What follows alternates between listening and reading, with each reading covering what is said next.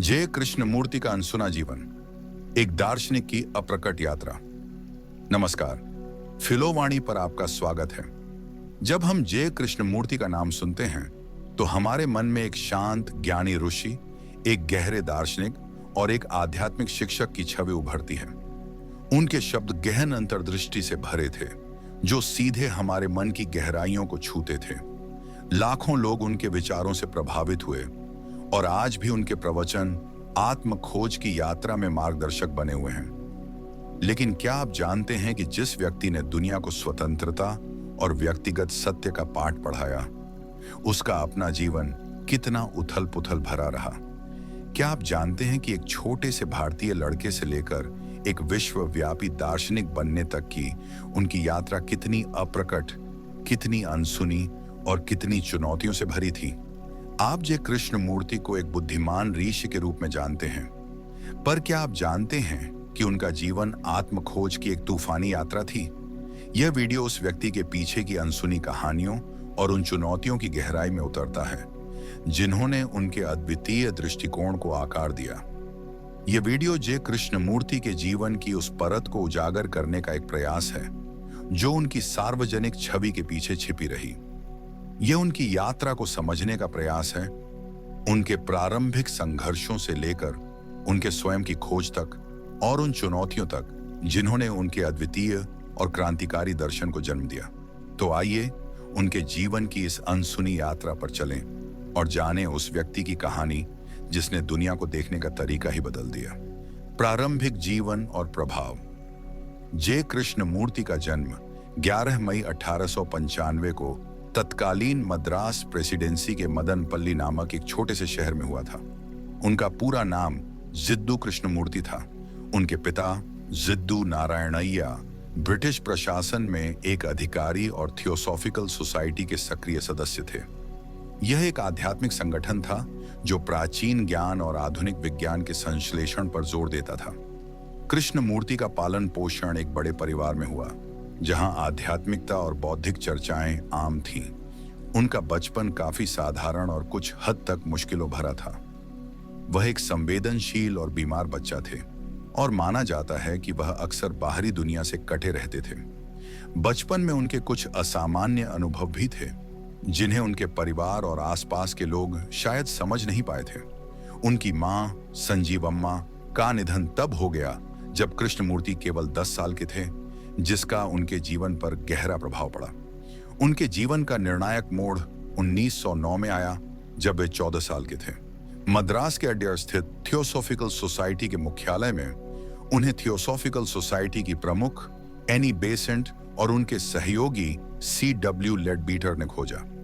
लेडबीटर ने दावा किया कि उन्होंने कृष्णमूर्ति के आभा मंडल ऑरा में एक असाधारण शुद्धता और बिना किसी स्वार्थ की भावना देखी। उन्हें विश्वास हो गया कि कृष्णमूर्ति वह पात्र हैं जिसके माध्यम से विश्व गुरु या मैत्रेय एक बौद्ध अवधारणा अवतार लेंगे। यह एक बड़ी घटना थी जिसने कृष्णमूर्ति के जीवन की दिशा पूरी तरह बदल दी। उन्हें और उनके छोटे भाई नित्यानंद को लेडबीटर और एनी बेसेंट की देखरेख में ले लिया गया। उन्हें विशेष शिक्षा और प्रशिक्षण दिया गया, जिसे विश्व गुरु की भूमिका के लिए आवश्यक माना जाता था। उन्हें पश्चिमी शिष्टाचार, भाषाओं और विभिन्न विषयों में प्रशिक्षित किया गया। इस दौरान उन पर बहुत अधिक अपेक्षाओं का बोझ डाला गया। उन्हें विश्व गुरु के रूप में तैयार करने के लिए एक संगठन order of the star in the east की स्थापना की गई, जिसके वे प्रमुख थे। इस प्रारंभिक काल में कृष्णमूर्ति ने स्वयं को इस भूमिका के लिए तैयार किया।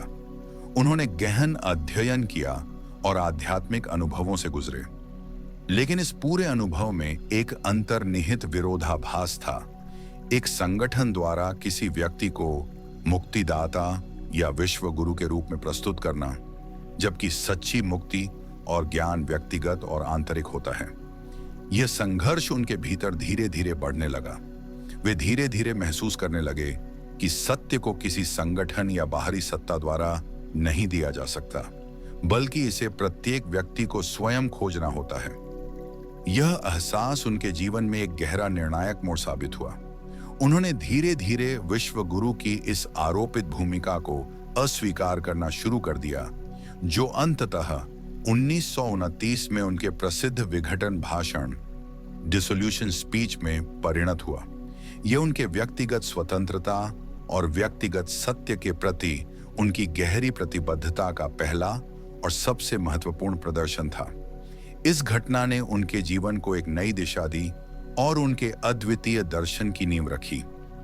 आत्म खोज की एक यात्रा। Order of the star in the east को भंग करने के बाद जे कृष्णमूर्ति ने अपनी सच्ची आत्म खोज की यात्रा शुरू की। यह कोई भौगोलिक यात्रा मात्र नहीं थी, बल्कि चेतना की गहराइयों में एक गहन गोताखोरी थी। उन्होंने विश्व गुरु की बाहरी उपाधि को त्याग कर एक साधारण मानव के रूप में सत्य का पता लगाने का चुनाव किया। इस अवधि में उन्होंने व्यापक रूप से यात्रा की। वे दुनिया के विभिन्न हिस्सों में गए, यूरोप के खूबसूरत पहाड़, अमेरिका के शांत जंगल और उनके अपने भारत की आध्यात्मिक भूमि। इन यात्राओं के दौरान वे विभिन्न संस्कृतियों, दर्शनों और जीवन शैलियों से रूबरू हुए। उन्होंने कई बुद्धिजीवियों, वैज्ञानिकों, कलाकारों और आध्यात्मिक नेताओं से मुलाकात की।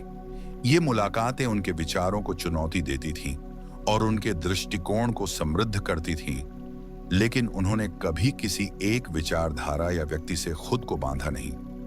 उनकी यात्रा केवल शारीरिक नहीं थी, बल्कि आंतरिक भी थी। वे निरंतर अपने मन, अपनी भावनाओं और अपनी प्रतिक्रियाओं का अवलोकन करते रहते थे। वे इस बात को गहराई से समझने लगे थे कि मनुष्य की समस्याओं का मूल बाहरी परिस्थितियों में नहीं, बल्कि उसके अपने मन की कंडीशनिंग और धारणाओं में निहित है। उन्होंने देखा कि कैसे लोग परंपराओं, विश्वासों और विचारों के जाल में फंसे हुए हैं, जो उन्हें वास्तविक स्वतंत्रता और सत्य से दूर रखते हैं। इन्हीं गहन अवलोकनों और आंतरिक अनुभवों से उनके अद्वितीय दर्शन का उदय हुआ। उन्होंने किसी नए धर्म या विचारधारा का प्रचार नहीं किया, बल्कि वे सीधे मानव चेतना के मूल प्रश्नों पर केंद्रित रहे। भय क्या है? हिंसा क्या है? प्रेम क्या है? दुख क्या है? स्वतंत्रता क्या है? उन्होंने जोर दिया कि इन सवालों के जवाब हमें किसी किताब, गुरु या संगठन से नहीं मिल सकते, बल्कि उन्हें हमें स्वयं अपने भीतर खोजना होगा। उनकी शिक्षाओं का मुख्य विषय यह था कि सत्य एक भूमिहीन पथ है और इसे किसी संगठित धर्म, गुरु या विश्वास प्रणाली के माध्यम से नहीं पाया जा सकता। उनका मानना था कि सच्चा ज्ञान और स्वतंत्रता तभी आती है जब व्यक्ति अपने सभी पूर्वाग्रहों, कंडीशनिंग और बाहरी अधिकारियों से मुक्त हो जाता है। जे कृष्णमूर्ति ने अपनी शिक्षाओं के प्रसार के लिए कोई नया संगठन नहीं बनाया, लेकिन उनके कुछ अनुयायियों और शुभचिंतकों ने कृष्णमूर्ति फाउंडेशन की स्थापना की। यह फाउंडेशन उनके कार्यों को संरक्षित करने, उनके प्रवचनों को प्रकाशित करने और उनके नाम पर शैक्षिक केंद्रों को चलाने के लिए समर्पित था। भारत, अमेरिका, इंग्लैंड और स्विट्जरलैंड में कृष्णमूर्ति फाउंडेशन आज भी सक्रिय है, जो उनकी शिक्षाओं को आगे बढ़ा रहा है। ये केंद्र ऐसे स्थान हैं जहां लोग उनके दर्शन का अध्ययन कर सकते हैं और स्वयं अन्वेषण, सेल्फ इंक्वायरी का अभ्यास कर सकते हैं। इस यात्रा ने जे कृष्णमूर्ति को एक ऐसे व्यक्ति के रूप में स्थापित किया जिन्होंने किसी भी बाहरी शक्ति या मान्यता के बिना केवल अपने प्रत्यक्ष अनुभव और अवलोकन के माध्यम से सत्य का पता लगाने का साहसिक मार्ग चुना।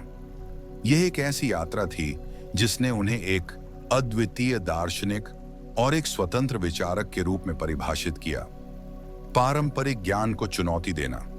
जे कृष्णमूर्ति की सबसे उल्लेखनीय विशेषताओं में से एक पारंपरिक ज्ञान और स्थापित प्रणालियों को चुनौती देने की उनकी अटूट इच्छा थी। उन्होंने किसी भी ऐसे विचार को स्वीकार नहीं किया जो उनके अपने प्रत्यक्ष अनुभव और अवलोकन के अनुरूप न हो। उनका दर्शन किसी भी प्रकार की सत्ता, चाहे वह धार्मिक हो, राजनीतिक हो या मनोवैज्ञानिक, को अस्वीकार करता था। संगठित धर्म की आलोचना।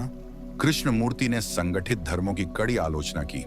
उनका मानना था कि धर्म, जो मूलतः सत्य की खोज का मार्ग थे, समय के साथ संस्थाओं, अनुष्ठानों और विश्वास प्रणालियों में बदल गए हैं। उन्होंने तर्क दिया कि ये संरचनाएं व्यक्तियों को सत्य तक पहुंचने से रोकती हैं, क्योंकि वे उन्हें एक पूर्व निर्धारित पथ का पालन करने और बाहरी सत्ता को स्वीकार करने के लिए मजबूर करती हैं। उन्होंने कहा कि सच्चा धर्म व्यक्तिगत अन्वेषण और प्रत्यक्ष अनुभव में निहित है, न कि किसी बाहरी किताब, चर्च या गुरु के निर्देशों में।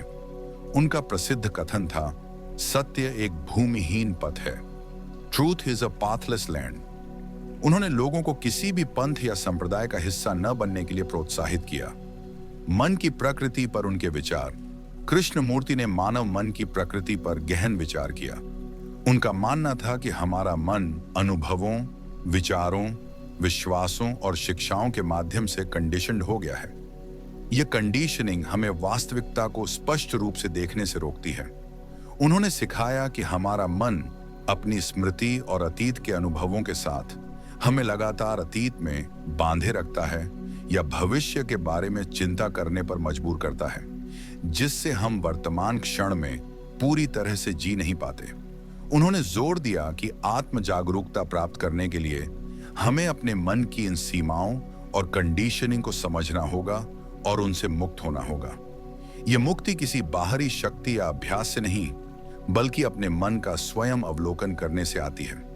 स्वतंत्रता और आत्म रूपांतरण पर जोर। उनकी शिक्षाओं का मूल सिद्धांत स्वतंत्रता था, सभी प्रकार के मानसिक और मनोवैज्ञानिक बंधन से मुक्ति। उनका मानना था कि सच्ची स्वतंत्रता तभी आती है जब व्यक्ति अपनी आंतरिक कंडीशनिंग, अपने भय, अपनी इच्छाओं और अपनी आसक्तियों को समझता है और उनसे मुक्त होता है। उन्होंने किसी भी तरह के फॉलोअरशिप या शिष्य परंपरा को अस्वीकार कर दिया, क्योंकि उनका मानना था कि यह व्यक्तिगत स्वतंत्रता में बाधक है। उन्होंने आत्म रूपांतरण पर भी बहुत जोर दिया। उनके लिए परिवर्तन बाहरी परिस्थितियों में नहीं, बल्कि स्वयं के भीतर से आता है। जब व्यक्ति स्वयं को, अपने विचारों और अपनी भावनाओं को गहराई से समझता है, तो एक आंतरिक परिवर्तन होता है जो वास्तविक और स्थायी होता है। उन्होंने प्रामाणिक रूप से ऑथेंटिकली जीने की बात कही, यानी अपने आंतरिक सत्य के अनुरूप जीना, न कि सामाजिक अपेक्षाओं या बाहरी मानदंडों के अनुरूप। यह हमें अपनी वास्तविक क्षमता को समझने और एक पूर्ण जीवन जीने में मदद करता है। जय कृष्णमूर्ति ने दिखाया कि सच्चा ज्ञान और मुक्ति किसी बाहरी ज्ञान या सत्ता से नहीं आती, बल्कि अपने स्वयं के मन के गहन अवलोकन और समझ से आती है। उनकी चुनौती सीधी और स्पष्ट थी, अपने आप को जानो और तुम्हें सत्य का पता चलेगा। मौन और अवलोकन की शक्ति। जय कृष्णमूर्ति के दर्शन का एक महत्वपूर्ण पहलू मौन, साइलेंस, और अवलोकन, ऑब्जर्वेशन की शक्ति पर उनका गहरा जोर था। उनके लिए ये केवल अभ्यास नहीं थे, बल्कि चेतना की गहराइयों में प्रवेश करने और स्वयं को समझने के मूल तरीके थे। अवलोकन पर जोर। कृष्णमूर्ति ने सिखाया कि सच्ची अंतर्दृष्टि प्राप्त करने के लिए हमें अपने विचारों, भावनाओं और अनुभवों को बिना किसी निर्णय, जजमेंट के देखना सीखना होगा। उन्होंने इसे देखना बिना दर्शक के, सीइंग विदाउट द ऑब्जर्वर, या बिना चयन के जागरूकता, चॉइसलेस अवेयरनेस कहा। इसका अर्थ है कि जब आप किसी विचार या भावना को देखते हैं, तो आप उसे अच्छा या बुरा करार नहीं देते, न ही उसे बदलने की कोशिश करते हैं। आप बस उसे देखते हैं, जैसे वह एक बादल हो जो आकाश में तैर रहा हो। जब हम अपने मन का अवलोकन बिना निर्णय के करते हैं, तो हम उसकी कंडीशनिंग, उसके पैटर्न और उसकी सीमाओं को समझना शुरू करते हैं। हम देखते हैं कि कैसे भय, क्रोध, ईर्ष्या और दुख हमारे भीतर उत्पन्न होते हैं और हमें नियंत्रित करते हैं। यह अवलोकन हमें इन भावनाओं से मुक्त होने की कुंजी देता है, क्योंकि समझने से ही मुक्ति आती है। आत्म खोज में मौन की भूमिका। कृष्णमूर्ति ने मौन की असीम शक्ति पर जोर दिया। यह केवल बाहरी शोर की अनुपस्थिति नहीं है, बल्कि मन के आंतरिक शोर की अनुपस्थिति है। विचारों, यादों और चिंताओं का शांत होना। उनका मानना था कि जब मन पूरी तरह से शांत होता है, तभी वह सत्य को प्राप्त कर सकता है। मौन की गहरी स्थिति में ही हम मन की परतों में प्रवेश कर सकते हैं और उसकी अचेतन, अनकॉन्शियस गहराइयों को देख सकते हैं। मौन में मन की सारी हलचल थम जाती है। कोई अतीत नहीं होता, कोई भविष्य नहीं होता, केवल वर्तमान क्षण होता है। इसी गहन मौन में मन अपने आप को देखता है, अपनी सीमाओं को पहचानता है और एक ऐसी स्थिति में प्रवेश करता है जहां वह कुछ नया सीख सकता है, कुछ ऐसा जो शब्द या विचार व्यक्त नहीं कर सकते। यह आत्म जागरूकता और अंतर्दृष्टि की गहरी अवस्था है। उनकी विरासत और निरंतर प्रभाव। जय कृष्णमूर्ति का 1986 में 90 वर्ष की आयु में निधन हो गया, लेकिन उनकी शिक्षाओं का प्रभाव आज भी कायम है। उनके प्रवचन, पुस्तकें और लेख दुनिया भर में लाखों लोगों द्वारा पढ़े और अध्ययन किए जाते हैं। उनके विचार समकालीन सोच, मनोविज्ञान, शिक्षा और आध्यात्मिकता पर गहरा प्रभाव डालते रहे हैं। उनका संदेश आज भी उतना ही प्रासंगिक है जितना दशकों पहले था। एक ऐसी दुनिया में जहां लोग लगातार बाहरी समाधानों की तलाश में हैं, कृष्णमूर्ति हमें भीतर देखने, स्वयं को समझने और सच्ची स्वतंत्रता प्राप्त करने के लिए प्रेरित करते हैं। उनकी विरासत हमें यह याद दिलाती है कि मुक्ति और ज्ञान किसी बाहरी स्रोत से नहीं आता, बल्कि यह प्रत्येक व्यक्ति के अपने भीतर की खोज का परिणाम है।